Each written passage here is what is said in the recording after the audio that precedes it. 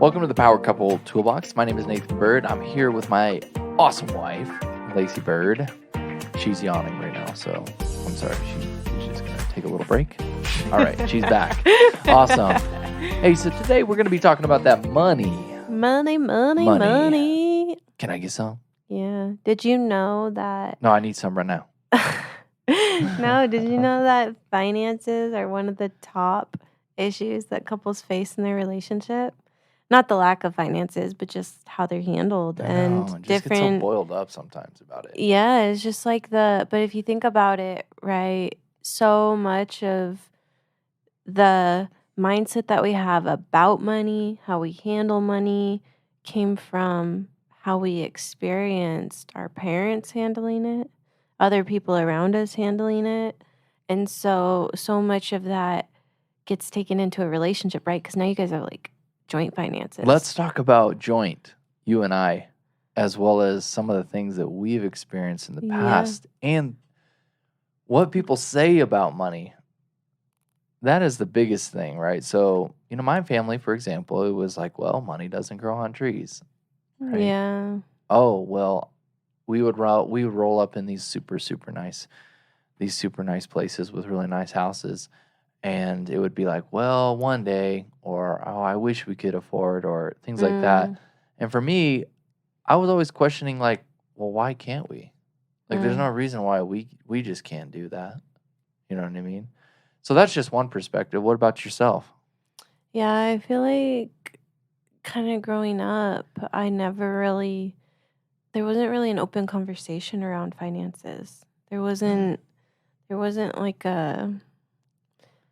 necessarily like bad conditioning around it. There wasn't good conditioning around it. There just like wasn't any talk about it.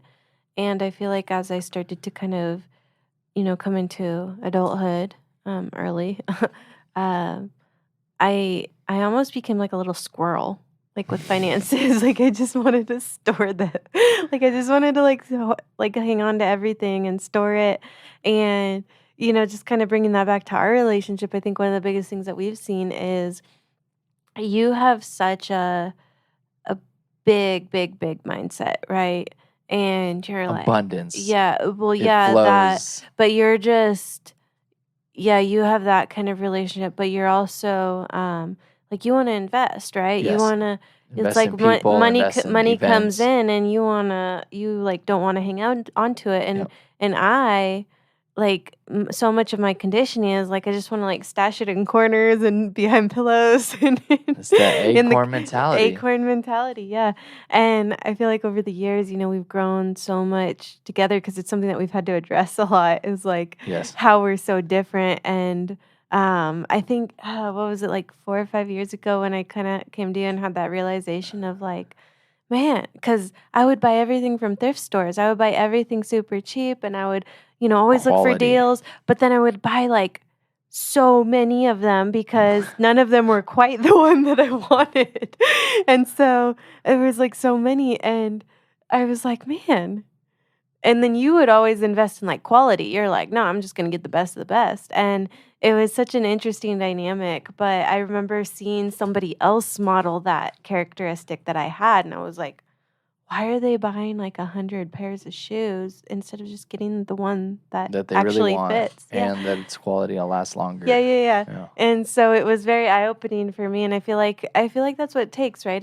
It so many of us have, and even now, right? Like I get a little bit triggered with finances, and just my brain kind of short circuits a little bit, and I feel like you're so much better with having no emotion towards money, and it comes in, it goes out. It comes in, it goes out. And I'm like, no, we need to have like a year savings stored up and stashed, and it needs to be there at all times. And so it was definitely a growing pain for us for a long time. And I feel like we're even still kind of working through some things there, but it's just such a growth experience. It's all perspective and how we're seeing it and how we're growing with each other through the conversations and understanding a little bit more of our past, man. It's been so important to understand that the subconscious treatment or the subconscious programming really makes up 97% of our behavioral patterns today.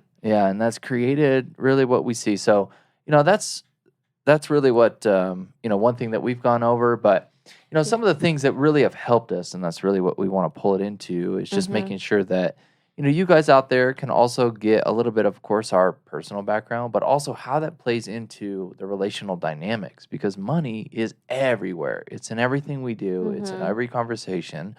And let's take a let's take a growth mindset approach to understanding about money today. Yeah, so number one, the first thing, especially collectively as a couple, is to set clear financial goals. Um, and this goes into talking about what lifestyle you want. Mm, It's not just right. about how are we going to pay our bills, but that's something big that we've come across, right? We don't have the same lifestyle as many. No. We we invest a lot of money into masterminds, events, personal development, growth, relationships, People. people. Yeah. And that's like a big chunk of our finances. And if we're not on the same page about that, Yeah. we're going to be fighting each other on that a lot, Yeah. right? Like, for example, if my goal lifestyle is, lavish luxury and I just, when I make $10,000, I want to spend $10,000 and have like, and spend it on material things.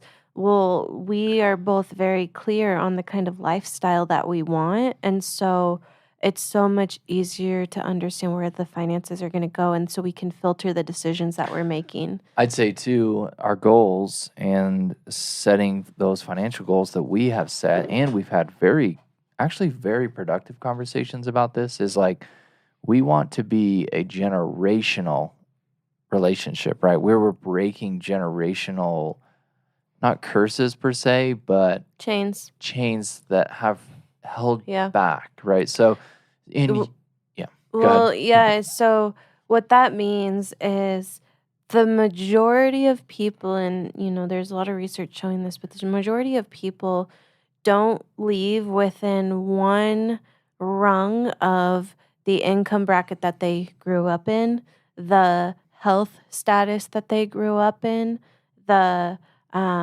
relational dynamic that they grew up in. They don't, most people don't make significant leaps. So, for example, if you grew up making an average of, your parents made an average of, 60 to 100,000 a year each or collectively, I don't know. Mhm. But as an example, then for you to think about being a multimillionaire, Unheard there's of. there's a lot of neural pathways that are telling you that you can't, because so much of your belief system, your conditioning, the way that you look at money, your relationship with money, how you spend it, how you handle it, how you look at your career, how you even make money, right?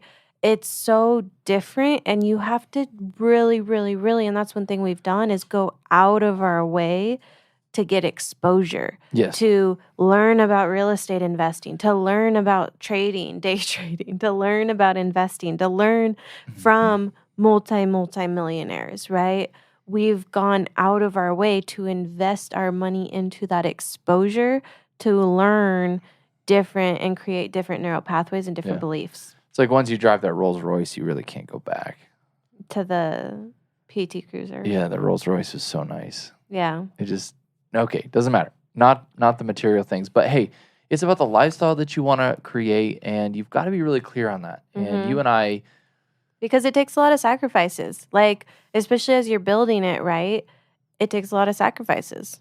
yeah, you and I have really had to get clear on that vision because, for me, I like quality. I like kind of a 5-star lifestyle a little bit, but I also like the cabin in the woods and getting away and doing those things. And those are some things that we had to get pretty clear on at the very beginning. So let's move on to number 2. We've got understand each other's spending habits. Yeah. So for me, personally, I can just say I like to spend money on SaaS products. Yes, you do. Online It's like I bought a new subscriptions. software. So, Yeah. that enhance the life, that, make everything easier. Of course, And you it's like very to spend money. exploratory for you. You're Yeah, learning. learning all the time. And Yeah. you like to spend money. Actually, I like to spend money on other people a lot. I spend money on events. to Mm. create Mhm. experiences that For are other out people, yeah. and over the top. Yeah. So, Yeah, and you and know, I definitely I like to spend money on experiences, yeah, trips, trips, travel. yeah, I want to true. go camping. I want to go on a road trip. I want to go overseas. I want to do Yeah, this. Like that is a big goal of mine. And one thing that I noticed too, right, is that and this is actually common for a lot of women, the hunters and the gatherers, right? The women are the gatherers. And when we get a little bit stressed out, we want to go buy things. We want to go buy things for our house. We want to go buy clothes. We want to go buy little trinkets. thank And God you realized that. yeah, and I think after probably like our second, third purge of getting rid of everything that we own and just moving and making a big change, it's so refreshing to live minimally. Like it is so for me now I'm just when I get stuff, I get rid of stuff. Yeah, It's yeah, like a constant flow. I used to really accumulate and I was like a low key hoarder, but now it's just this like I have very minimal things and I like fresh outfits. I love fashion. I love style. But I'm getting rid of stuff just as much because it's so heavy to carry the weight. Like how many people, those of you listening, how many people do you know, and maybe it's you, that their entire life and stressors are an effort to maintain their past decisions?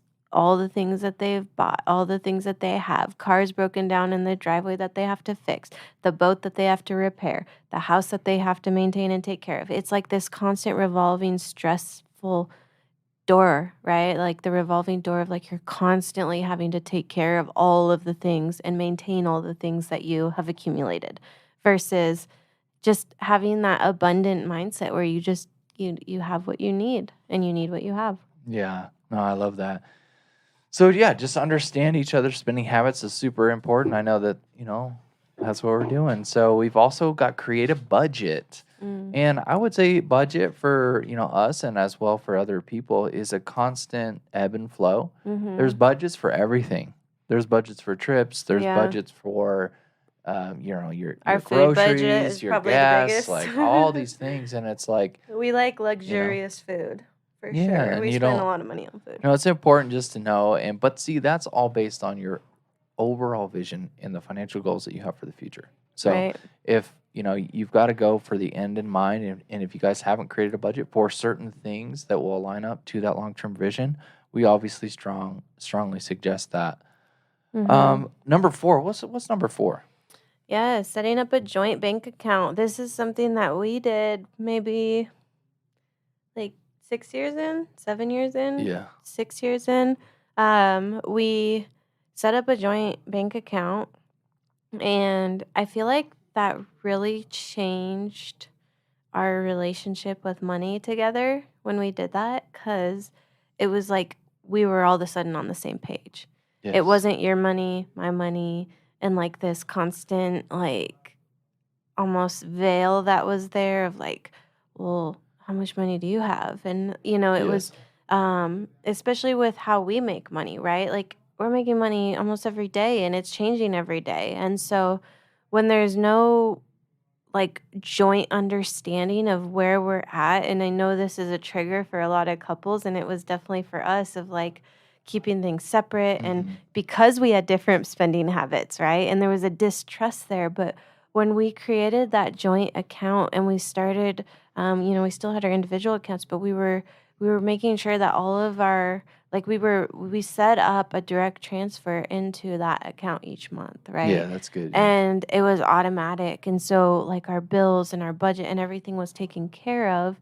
But I think the biggest thing is just the stigma and the wall that it broke between us when everything was on the table and it Mhm. was like now we were fully Yeah. committed in a And it's way. okay to be transparent, and I do believe that that really helped us in that regard. So picking and choosing who does what, that's number 5. And I believe that's helped us tremendously as well. Really build that trust with each other as we continue. Now, this is one of those things, it's not always perfect either, but I believe that For me, I'm very analytical. Honestly, I know where everything is going at all times. Like every day, it's like all the auto payments, all the different things that are coming out. I'm very aware. Yeah.